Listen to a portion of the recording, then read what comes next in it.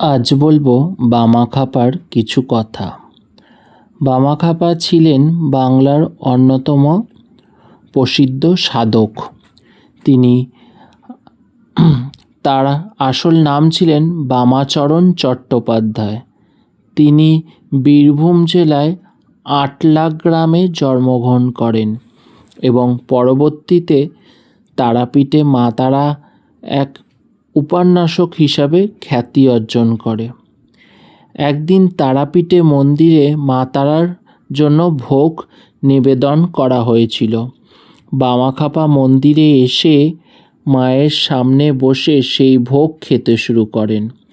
মন্দিরের পুরোহিতেরা ক্ষুব্ধ হয়ে তাকে বাধা দেন এবং শাস্তিও দেন।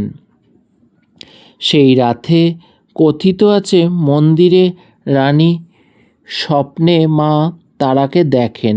মা তারা বলেন, বামা আমার ছেলে, সে খেলে আমি খাই, তাকে কষ্ট দিও না। এরপর থেকে বামাখ্যাপা প্রতি সকালে শ্রদ্ধা আরও বেড়ে যায় এবং তাকে বিশ্বাস এবং সম্মান দেওয়া শুরু হয়। ওই কাহিনী ভক্তদের মধ্যে জনপ্রিয়, যদিও এটি ধর্মীয় ঐতিহাসিক লোককথা অংশ হিসাবে প্রচলিত। বামাখ্যাপার জীবনে মূল শিক্ষা ছিল ভক্তি, সরলতা এবং ঈশ্বরের প্রতি নিঃস্বার্থ প্রেম।